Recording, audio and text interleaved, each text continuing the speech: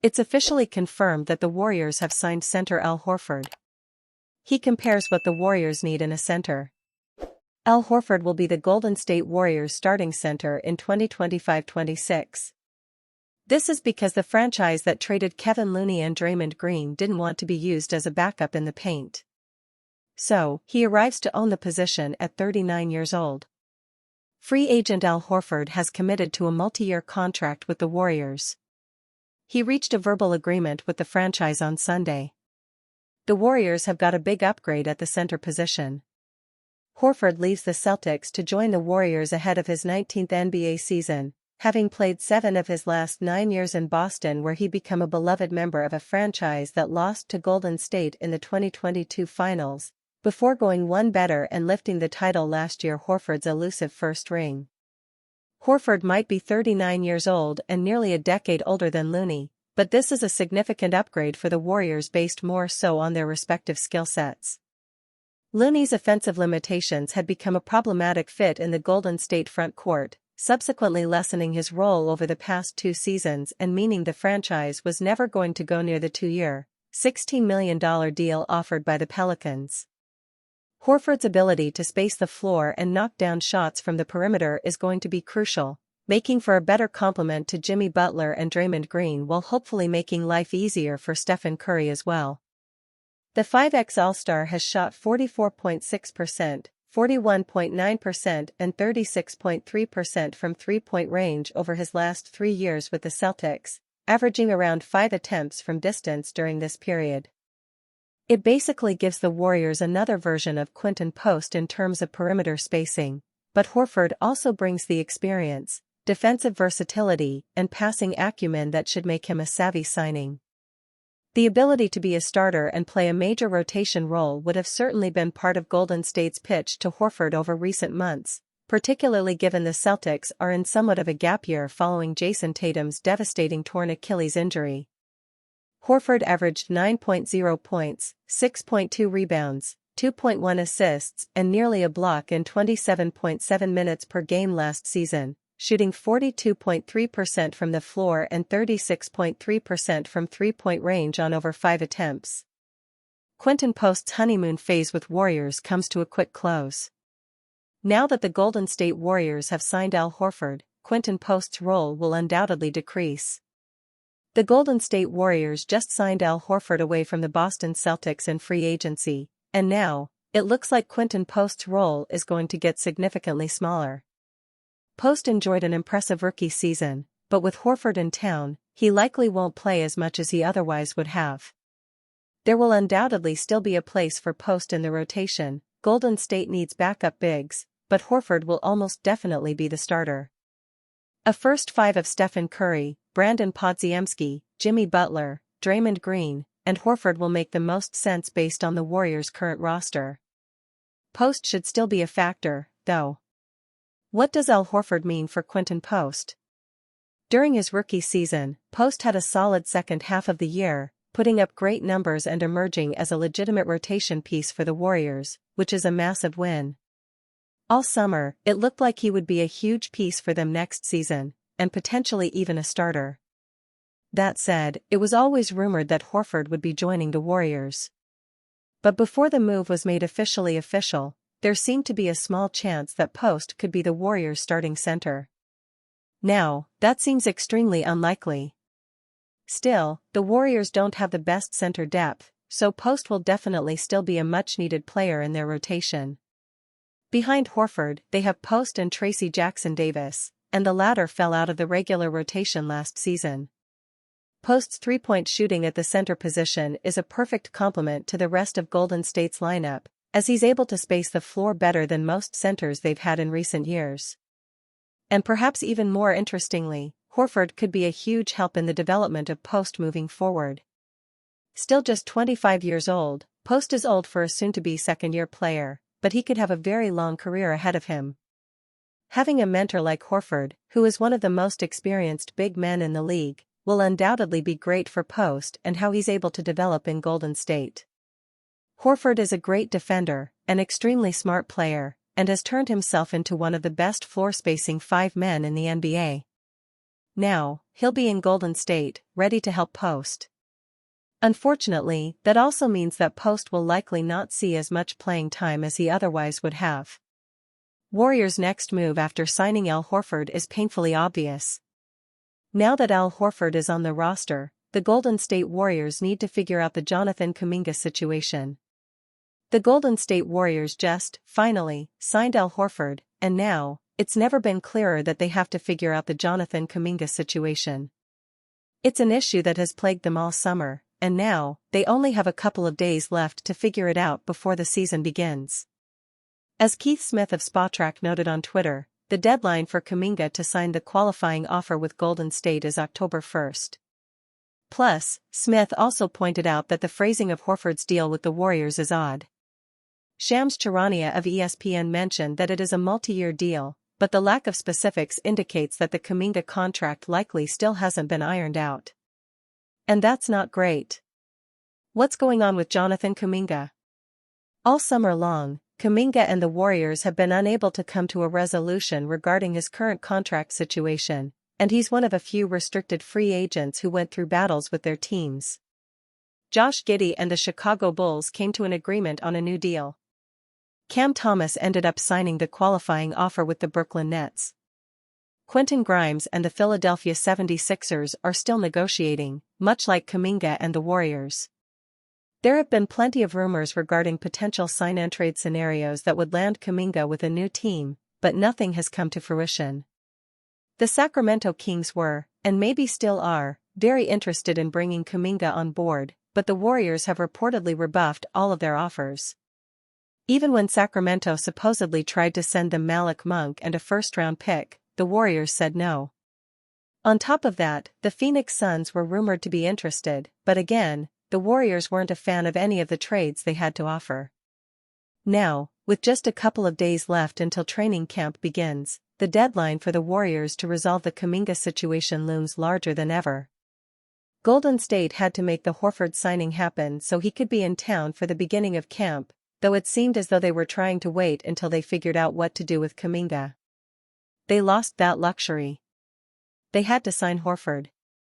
Yet Kuminga still isn't on the roster, nor have they found a trade for him. That move has to be next. It had to have happened already. But they still need to figure it out. Golden State Warriors laser-focused on future cap flexibility. It's looking increasingly unlikely that Jonathan Kuminga will find his way to the Sacramento Kings before the start of the season.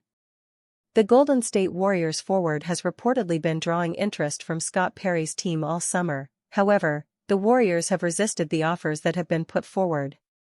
According to NBA insider Jake Fisher, Golden State is reluctant to take back Malik Monk in any sign-and-trade. The Warriors' issue isn't Monk's ability, but rather the player option on the final year of their deal. According to Fisher, the Golden State has its cap sheet set up so that all major contracts come off the books at the same time. Adding Monk would hurt the team's ability to have flexibility in the summer of 2027, which the team would want to avoid. Golden State has made it clear that it has no interest in absorbing Malik Monk's contract from Sacramento, irrespective of Monk's talents, if it means taking on Monk's $21.5 million player option for the 2027-28 season, Fisher reported. As much as Golden State hopes to compete for championships over the next 2 seasons with Stephen Curry, Draymond Green and Butler all on the same contractual timeline, it is also laser-focused on having financial flexibility after the 2026-27 season when the trio's current contracts are on course to expire simultaneously. With Monk seemingly off the table, the Warriors are unlikely to reach an agreement with the Kings before Kuminga's deadline of October 1st, where he must either sign the contract that is currently on the table or ink his qualifying offer. If Kuminga chooses to do the latter, he will become an unrestricted free agent next summer, thus tanking his trade value for the next 12 months. Neither Kuminga nor the Warriors have shown a willingness to budge throughout their standoff. Therefore, it's logical to expect the current negotiations to go right down to the wire. Warriors receive surprising update on trade talks with rival. Kelsey Mitchell with 25 points versus Las Vegas Aces. The Golden State Warriors have spent much of the summer tied up in Jonathan Kuminga trade speculation. For weeks, the Sacramento Kings were considered a serious suitor, with Malik Monk floated as the centerpiece in a possible sign-and trade. But according to multiple insiders, the deal is not moving forward. Warriors still want more than Sacramento will offer. The Kings' best offer reportedly included Monk and a protected first-round pick. Golden State, on the other hand, has been holding firm on its asking price. The front office has wanted an unprotected first-rounder for Jonathan Kuminga, a price Sacramento has not been willing to meet. On Willard and Dibs, Tim Kawakami of The Athletic dismissed the idea of a Kings-Warriors sign-and trade. "I don't think there's going to be a trade. The Kings things never made sense to me. Kuminga has $48 million guaranteed on the table. Does he take it or does he not? Around the league, people are stunned it's gone this far," Kawakami said. Similarly, Dalton Johnson of NBC Sports Bay Area reported that any chances of a sign-and trade are virtually over. Why the stalemate hurts the Warriors. For Golden State, Kuminga's contract situation is already complicated. If he accepts the qualifying offer, he gains veto power over any trade. If he pushes for a player option and an extension, he becomes harder to move for long-term value. The Warriors' preference is a deal with a team option, which would keep flexibility on their side. Without that, any trade partner would face risk, limiting Golden State's leverage. The problem is time. The Warriors still need depth pieces around Stephen Curry and Jimmy Butler before training camp, but Kuminga's unresolved future is holding up business. Could Monk still help the Warriors? The irony is that Monk could be exactly the kind of spark the Warriors' bench needs. He averaged 17.2 points, 5.6 assists, and 3.8 rebounds last season. His shot creation and playmaking would give Steve Kerr a weapon when Curry and Butler rest. Yet Golden State has shown little interest in keeping him. Monk's 4-year, $78 million contract includes a $21.5 million player option for 2027-28, which does not align with the Warriors' long-term financial flexibility. Reports suggest that even if Golden State acquired him, the front office would likely look to reroute him to a third team.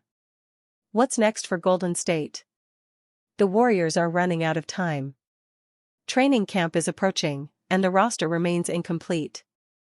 If Kuminga stays, the extension details will determine whether he is a long-term piece or just a short-term hold. If he goes, Golden State needs a return that makes them stronger in the West, not more restricted. Kawakami's comments suggest the Kings are no longer on that path. Whether the Warriors pivot to another trade partner or simply hold steady with Kuminga, the clock is ticking on their offseason. Warriors put the pressure on Jonathan Kuminga with latest blockbuster move. They're willing to move on without him, as the Golden State Warriors have attempted to negotiate a rookie extension with restricted free agent Jonathan Kuminga this offseason. The two sides have stood at an impasse over their refusal to compromise on their conflicting demands for team and player options within the contract. Yet, the Warriors' reported multi-year agreement with Al Horford now puts the pressure on Jonathan Kuminga and his representation, indicating that, no matter what, the organization is willing to move forward with their plans for the offseason. Throughout the offseason, the team has been linked to a number of veteran free agents, and, as they still sit with 6 open roster spots with training camp rapidly approaching, this move could force Kuminga and his camp to move a bit quicker than their October 1 deadline for accepting the qualifying offer would otherwise necessitate. Al Horford signing shows the Warriors need to move on with or without Kuminga. After months of suspense, Shams Charania reported today that Golden State had finally come to a tentative agreement with their primary target this offseason, a veteran stretch center who has the potential to greatly solidify their starting lineup. Breaking: free agent Al Horford has committed to a multi-year deal with the Golden State Warriors, agent Jason Glushan tells ESPN. After 7 of the past 9 years in Boston and winning the 2024 title, Horford will enter his 19th NBA season as the Warriors' starting center. Throughout the offseason, time has been on Kuminga's side. With no incentive to sign his contract before the expiration of his qualifying offer, He has been able to hold the Warriors hostage due to the uncertainty surrounding his final annual value and the length of his contract. Although Golden State has had handshake agreements with a number of veterans, including Horford, DeAnthony Melton, Gary Payton II and Seth Curry, for a while now, there always remained the possibility that these players would grow tired of the uncertainty and accept an offer from another team. Therefore, Kuminga and Golden State were locked in a leverage battle of epic proportions, especially given the ramifications for the team's ability to compete in the final years of superstar Stephen Curry's career. Now, however, the team has shown their willingness to continue to negotiate with their free agents regardless of the amount Kuminga ultimately demands. While the final terms of Horford's deal will still be determined following the Kuminga signing, and thus the front office is still relatively beholden to Kuminga, this is the first sign they have made that Kuminga is not the only piece they need to pursue this offseason. Therefore, while the Horford signing does not move Kuminga's deadline any closer, it could incentivize him and his representation to return to the negotiating table with a renewed vigor in order to ensure that what the Warriors have available to offer him does not decrease.